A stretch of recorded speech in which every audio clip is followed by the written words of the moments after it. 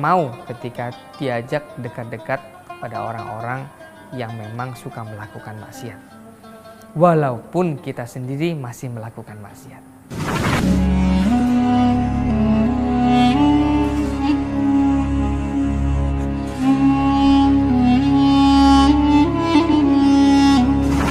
Yang ketiga adalah hilangkanlah sifat keangkuhan dan niat buruk.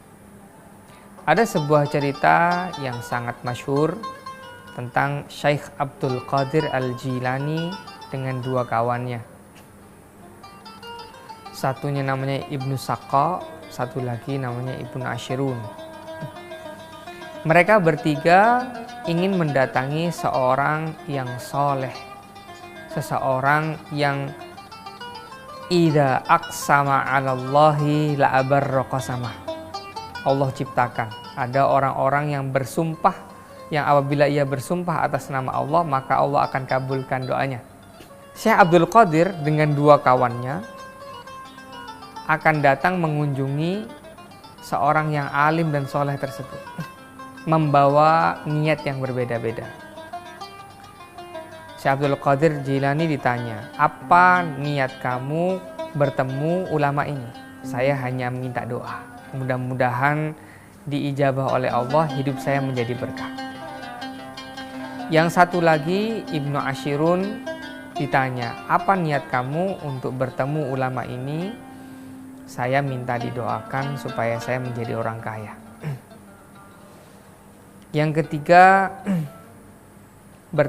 ditanya dan dia menjawab, saya akan memberikan pertanyaan yang sulit sehingga orang yang terkenal alim itu tak mampu menjawabnya. Ia memiliki niat yang tidak baik.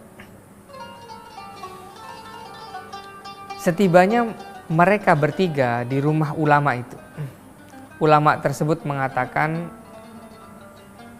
saya mengerti apa yang kamu inginkan datang ke rumah saya. Abdul Qadir Al-Jilani, kamu saya doakan menjadi orang yang berkah. Yang kedua, Ibnu Ashirun dikatakan, semoga kamu menjadi orang kaya. Yang ketiga, beliau tidak menjawab, beliau hanya mengatakan, di antara kedua matamu ada kekufuran.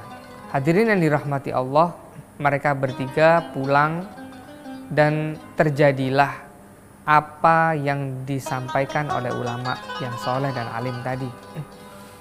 Syekh Abdul Qadir tumbuh menjadi seorang ulama yang diberkahi, seorang ulama yang mapan secara keilmuan dan mapan kesalehannya. Ibnu Ashirun pun tumbuh menjadi pemuda yang kaya raya, memiliki banyak perbendaharaan. Namun lain halnya dengan orang yang ketiga. Suatu ketika dia diundang oleh raja yang ada di Eropa menjadi tamu undangan. Lantas ia tertarik kepada perempuan cantik yang ternyata adalah anak dari sang raja. Karena ketertarikannya terhadap si putri raja, Ibnu Saqqa mengatakan, biarkan saya nikahi anak Anda. Sang raja pun bingung. Akhirnya sang raja mengatakan, baik, saya izinkan Anda untuk menikahi putri saya, akan tetapi kamu harus mengatakan bahwa kamu keluar dari Islam. Dengan kealimannya, Ibnu Saqqa mengambil pertimbangan bahwa tak apa, saya keluar dari Islam sebentar saja, kemudian saya syahadat kembali. Namun apa yang terjadi ketika Ibnu Saqqa mengumumkan bahwa dia telah keluar dari Islam, maka seketika sang raja mengumumkan kepada seantero negara bahwa ulama ini telah keluar dari agama Islam. Kemudian Ibnu Saqqa pun diusir dan raja menolak untuk menikahkan dengan putrinya. Pada akhir masa hayatnya, Ibnu Saqo terlihat orang yang seperti, mohon maaf, gelandangan. Kemudian dulunya dia seorang yang hafal Al-Quran, hanya tersisa 1 ayat saja. Hadirin yang dirahmati Allah, hal ini menunjukkan bahwa menjaga ketulusan niat merupakan hal yang penting. Menghindari niat-niat buruk, menjatuhkan orang, merusak harga diri orang lain, itu adalah sesuatu yang dilarang oleh agama.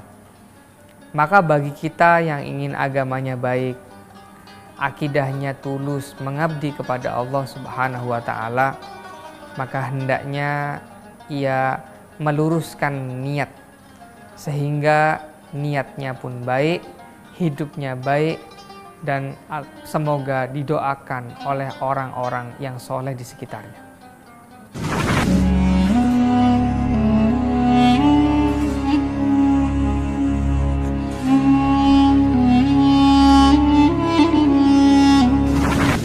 Hadirin, hadirat yang dirahmati Allah, pemirsa dimanapun Anda berada, tentu kajian singkat ini tak mampu untuk mencakup sebuah makna, yaitu memurnikan akidah, tapi mudah-mudahan mampu untuk memotivasi kita belajar lebih, datang kepada ulama, bertanya kepada ulama, sehingga kita mendapatkan ilmu yang jauh lebih baik daripada yang disampaikan. Wallahul muwaffiq ila aqwamit thoriq. Assalamualaikum warahmatullahi wabarakatuh.